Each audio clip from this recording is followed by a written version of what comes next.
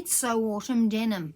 If you'd like to see my first 2 makes for the Sew Autumn Denim challenge, stay tuned. Hello everyone, I'm Deb and this is DB Design and Sewing Australia, and welcome to all my subscribers and welcome to anybody who is new. Now the Sewists of Oz are running the Sew Autumn Denim challenge again over on Instagram. How it works is you can sew anything in denim or denim colour, as in the traditional blue denim colour, and you can knit or crochet something in the blue denim colour also. Now it doesn't have to be an item of clothing, it can be anything, a household product or anything that you can sew, and it can be for your pet, your children, Barbie dolls, whatever it is you want to sew. And also includes the knitting and crocheting projects this year, which is really, really good. So I've made 2 things. First of all, let me tell you what I'm wearing, otherwise I'll forget. And I have no idea what's happened to my hair, but looks weirdly like a duck's bum. But anyway, I'm wearing the oversized shirt by Dressy Patterns that I made the other day. Decided to wear it with the collar up. My preferred. You can see that collar is quite shallow. Let's call it be the depth of collar that you're calling it there, because I would like to see a collar that is the depth of the collar band or the collar stand, whatever you call it, and the collar as one collar piece. But anyway, and also my white ash jeans. So this is how I look. Remember the shirt? This is the shirt at the back. So that's what I'm wearing today. And you may well ask, how could you possibly just be wearing a shirt when it's freezing? Well, I've also got a Spencer on under it. So that's why, and I've had the heater on in my room. So I've just finished 7 alterations for a lady who dropped them off yesterday. So I've been really, really busy, but managed to make a Bestie Bag.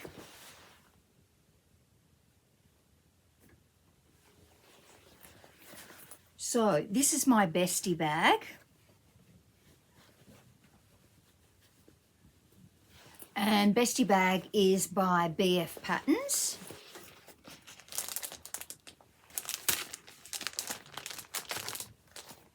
Here's the pattern here. Very popular bag at the moment. And I had this red denim left over. And this is a stretch denim, so I don't know how hard wearing it will be compared to a very hefty type of denim. But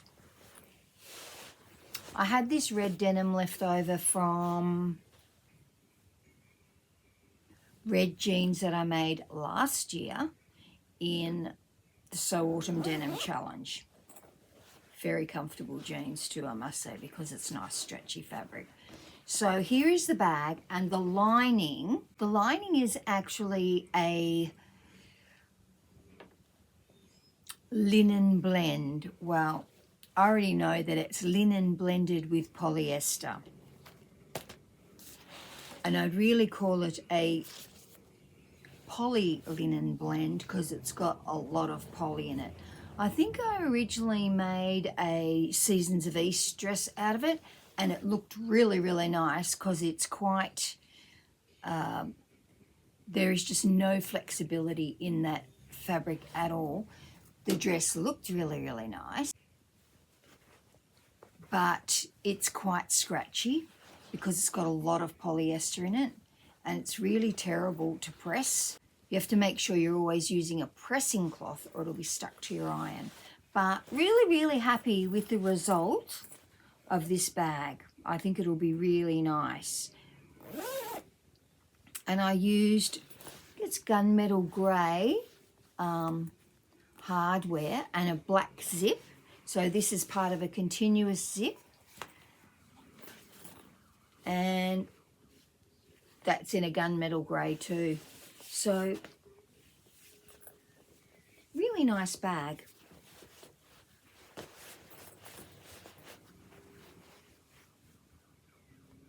Does stretch a little bit.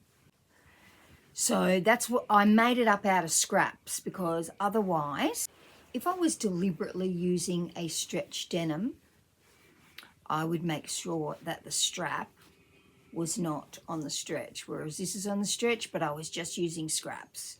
So now I have none of that red denim left whatsoever. So I just made up out of pieces. I didn't think I was going to have enough for these inside pieces, and I was going to have to use some of the floral that I've got on the interior, but I managed to get it out of it. So that's got a stretch as well, and some of it's cut on the cross instead of on the straight grain for the little tiny pieces, because I was just trying to use up the scraps.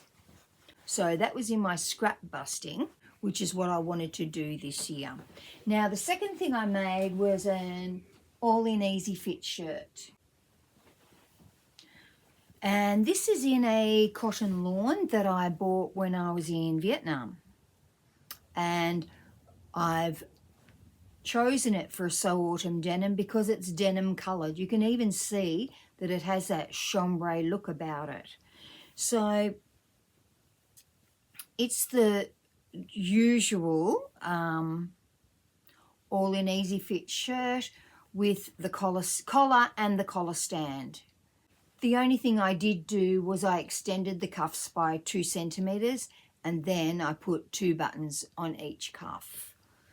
These are just some pretty matching buttons that I had in my stash that I think I got from Spotlight ages ago.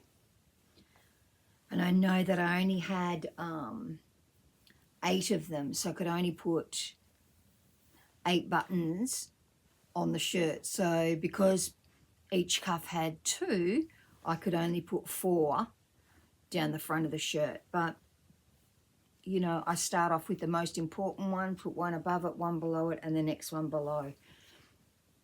And your most important one is at your fullest part of your bust to ensure that it doesn't gape.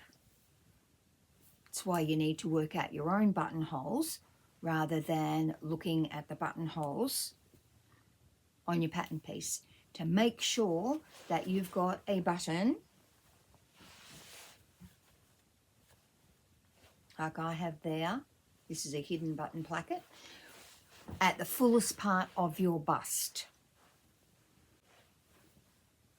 And I must say that I usually do my buttonholes horizontally, but the buttons were actually bigger than buttons that I usually use, and so I opted for a vertical one. But if you've got a really big bust, it's going to be the stress point, and it just stops your buttons from unbuttoning themselves all the time. And also making sure that your buttonhole is not too big is a good way of doing that too. So I interfaced both the upper and under collar and both pieces of the collar stand as well, because I like to wear my collars up, and the more stable it is without being stiff,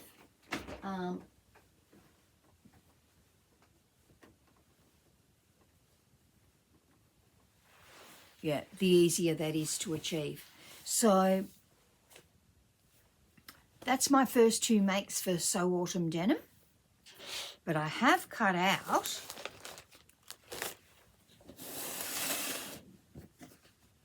my Falconer pants. Now these are called pants and not jeans, and they're by Helen's Closet. And I would suspect the reason that they're called pants and not jeans is because they don't have a yoke on the back, because jeans traditionally have a yoke on the back and these don't have a yoke on the back. So there's the line drawings, and I'm not making the barrel legs, and I don't think I will make barrel leg pants because I think it's just going to make me look short. So there's the back view. And you can see that it's got a seam that comes around onto the back of your leg, and there's no yoke at the top. Another seam that comes around onto the front of your leg. So each leg is actually made up of 3 pieces rather than 2 pieces. And you can see from this line drawing that it's got nice top stitching. So this is the dark denim I used, and I also used my electric scissors to cut it out because I don't think my hands would have been able to handle cutting the denim. Been getting such bad cramping and arthritis in this thumb that, you know, it's locked over to the side and it won't move back. So I used my electric scissors, which I bought ages ago but hadn't really used. Well, for denim, they were fabulous, absolutely fabulous. So if you want me to show you what ones I've got, they're not expensive ones because I wanted to trial it to see, one, if I was able to use them, because my hands are pretty small. So I've got really little hands, and so sometimes you can't reach the triggers on things very comfortably. Of course, you can reach them, but just not in the motion that you're supposed to be doing it in. So I think they're a Black & Decker brand. They do make a lot of noise when you use them, but fast, really fast. And I'm just not very successful at using a rotary cutter on very heavy denim. So this denim, thinking it's double layers, is really, really heavy and thick. So really happy with my electric scissors, and having bought a cheaper pair, if I find that I would like to use them a lot and buy a more expensive pair, I know what to look for, because you have to hold down the button and the trigger up at the same time, which it's probably a safety thing, but I tried to look and see if you could lock it, but you can't. So, you know, let's bypass the safety switch. It won't let you do that. So I know next time I buy a pair about the handle and the reach and the dimensions. So if you'd like me to show you, just let me know. But that's my Sew Autumn Denim. I did forget to say that I once again did a bias hem. Bits of thread on everything. A bias hem, still the best finish for a curved edge. So because the edge is curved, it just gives a much nicer finish. And I just find that it's much nicer where the curve goes up here, that you get a better transition, because when you've got a double folded up, it can sometimes go a bit skewy, or you're trying to stretch it. You actually need to stretch it on this part of the curve, which would be where the curve's going around, so you get a bit of bias. But I just find the bias binding a much easier and neater way to finish off. And I've usually got enough fabric left. I don't think I've got any join in this piece, but this fabric was from Vietnam and it's really quite wide. No, there's no joins whatsoever in that piece of bias that I made. I did only make the one piece. A lot of times I will cut it all up. I've still got some of this stripe fabric there to cut up, because the stripe effect on bias can look really fantastic. So that's why I'd always keep fabric like that. And it's really only scrappy pieces left, so I will cut that up for bias binding and see if I can make the joins so that you can't tell that it's joined. Anyway, that's my Sew Autumn Denim. Make sure you pop over onto Instagram and have a look. There are a few things up there now. Sew Autumn Denim 25 is the hashtag. Go and have a look at people's makes and get your makes on there. You don't have to wait till the last day of May. Any day in May you can upload, which is great. I just find that easier than trying to do it all on the last day, because a lot of times it's a work day for people, or they've got their kids that day and they might have time on a separate day, and that's why we decided any day in May would be easier for everybody to do.